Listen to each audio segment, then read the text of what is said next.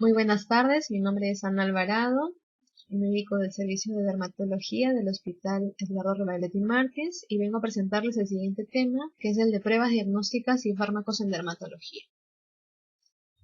En cuanto a las pruebas diagnósticas, conviene repasar algunas que utilizamos con frecuencia en el servicio. Podríamos empezar con una muy simple, que es la diascopía, que consiste en hacer uso de una lámina portaobjeto o una lámina de vidrio sobre las lesiones, de tal manera que podamos diferenciar lesiones eritematosas para ver si son, por ejemplo, purpúricas o lesiones vasculares activas. Las primeras pues no van a blanquear con la vitropresión, más sí las segundas. El raspado metódico, que ya se explicó en anteriores clases, que es para las lesiones eritematoso-descamativas y lo que busca es realizar el diagnóstico de patologías como la psoriasis. La punción que nos permitiría de repente realizar la distinción entre si una lesión es sólida o una lesión es una ampolla con contenido líquido. Pruebas de sensibilidad, estas se usan, por ejemplo, en lesiones tipo máculas hipocrómicas, en donde sospechamos de lepra y en donde la sensibilidad pues la vamos a encontrar disminuida. Otros estudios que se realizan en dermatología van a ser el estudio micológico, es decir, el frotis directo, para distinguir las levaduras o los dermatofitos mediante el raspado de las uñas, de las escamas de las uñas o de las escamas de tiñas que se presentan en la piel, las cuales van a ser observadas luego de la aplicación de KOH en el microscopio, para identificar si hay o no presencia de hongos en dichas escamas.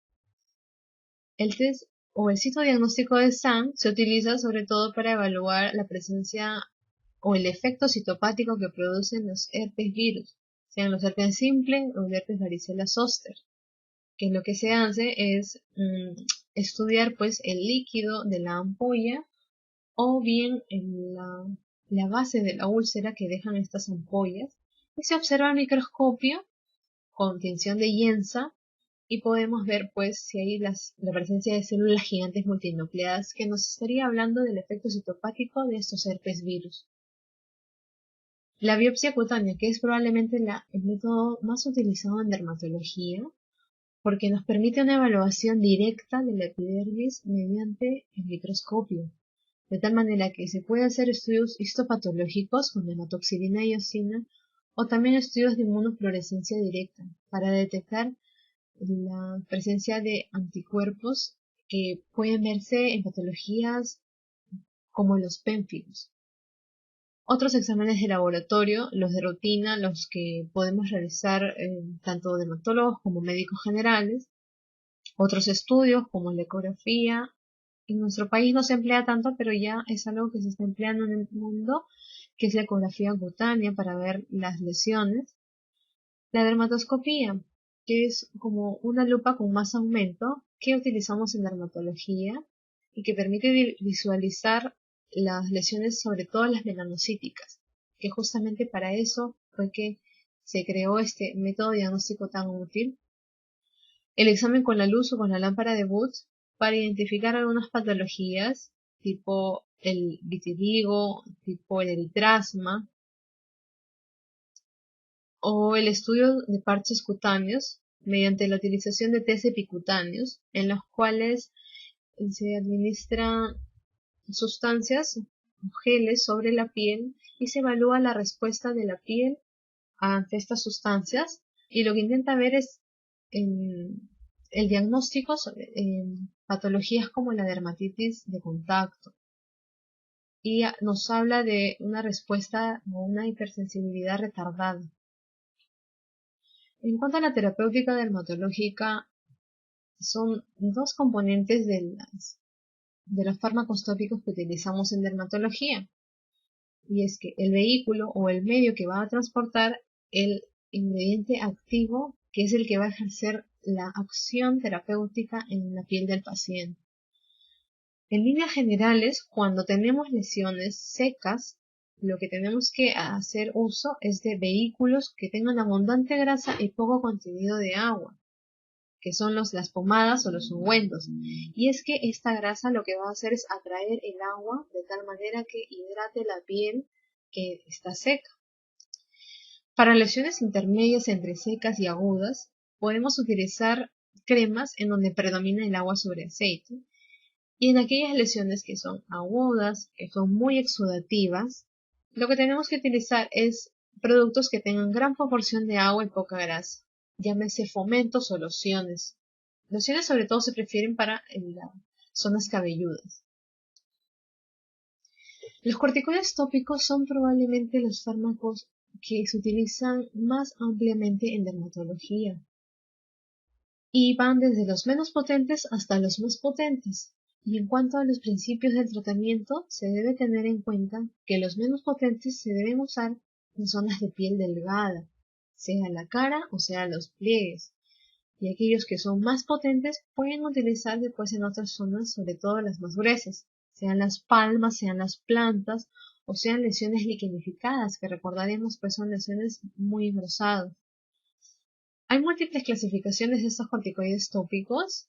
Una de las que más se usa es la clasificación por números, clase 1, clase 2, clase 3 o 4, o clase 4, que se corresponden muy bien con la potencia. La de potencia baja, la de potencia media, la potente o la muy potente. Conviene saber sobre todo que dentro de los menos potentes la hidrocortisona es el que más se utiliza y dentro de los más potentes está pues el clobetasol como fármaco tópico más utilizado.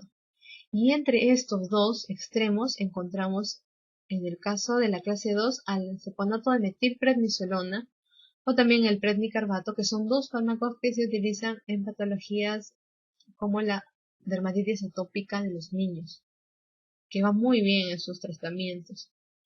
Y en la clase 3, pues la betametasona es uno de los que se utiliza. Ahora, antes de hablar de las indicaciones de estos corticoides tópicos según potencia, conviene recordar pues que si bien son los fármacos tópicos más utilizados, como todo fármaco van a tener efectos secundarios. Y si son de uso tópico, los efectos secundarios tópicos van a ser los más frecuentes. En este caso, tener en cuenta o estar alerta frente a la presencia de atrofia o de estrías en la zona donde se ha aplicado el corticoide con mucha con tiempos prolongados. Otros efectos secundarios que pueden verse son, por ejemplo, la presencia de púrpuras, la presencia de telangiectasias o inclusive la presencia de acné inducido. Y dentro de los efectos sistémicos, pues son los que se señalan aquí, que se producen en menor cantidad al ser corticoides tópicos. En cuanto a las indicaciones, conviene saber que en aquellos pacientes con patologías como la dermatitis seborreica o la dermatitis atópica, pero que recién está iniciando o que está en una severidad no tan fuerte, podemos utilizar estos corticoides suaves, los de débil a moderada potencia. En cambio, si avanzamos un escalón, aquellos de potencia moderada a alta ya pueden hacerse uso en patologías como la dermatitis nomular, como la dermatitis atópica de los adultos o inclusive en formas de psoriasis que son leves. Pero clásicamente aquellos que son de potencia alta, como el clobetasol que les mencioné, se van a utilizar muy frecuentemente en psoriasis que están muy exacerbadas, que están muy extensas, de repente muy infiltradas. Aquí sí se utilizarían esos corticoides de alta potencia. Otra indicación sería el líquen simple crónico, el lupus eritematoso discoide o incluso el líquen plano hipertrófico. Otro de los fármacos que utilizamos en dermatología con gran frecuencia son los retinoides, bien sean tópicos o bien sean orales, y estos van a ser derivados de la vitamina A, que por todos sus mecanismos, de alguna manera u otra, nos van a ayudar en el tratamiento de diversas patologías. En primer lugar, el acitretin que usamos en la psoriasis, ¿qué es lo que más nos va a permitir? Pues nos va a ayudar en la diferenciación epidérmica, nos va a ayudar a mejorar esta diferenciación epidérmica alterada en los pacientes con psoriasis. Además de tener un efecto antiinflamatorio al inhibir la función de los neutrófilos, es también el efecto que se aprovecha en la patologías como la psoriasis. Por otro lado, la isotretinoína, que es el fármaco que utilizamos con frecuencia en el acné, este se va a utilizar por su efecto antiinflamatorio y por el efecto que tiene sobre las glándulas sebáceas, de tal manera que bloquea su secreción. Por otro lado, también tenemos un efecto antitumor de un retinoide llamado dexaroteno, que se utiliza para linfomas de células T, tipo las micosis fungoides en estadios que están avanzando. Pero estos retinoides, al igual que los corticoides tópicos, no van a estar exentos de efectos secundarios. El más frecuente, el que más aqueja a los pacientes cuando hacen uso de estos fármacos, probablemente sea la sequedad que le produce el fármaco. Para ello conviene siempre que se les recete los retinoides tipo isotretinoína en el acné, conviene siempre indicarles algún tipo de humectación especial, sobre todo en los labios, que es donde más aquejan la resequedad.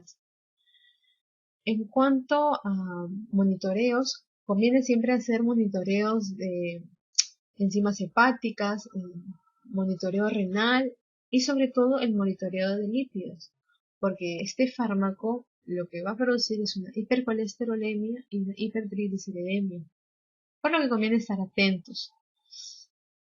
Ahora, son fármacos teratogénicos. Es el efecto más grave que pueden tener y por tal motivo no deben ser usados en embarazadas y tampoco deben ser no se debe permitir que una persona que está haciendo uso de estos fármacos done sangre, porque esta sangre puede llegar a una embarazada y puede producir el mismo efecto teratogénico. Por ese motivo, se debe prohibir la donación de sangre de estos pacientes. Y ojo, hay que tener cuidado con la fotosensibilidad.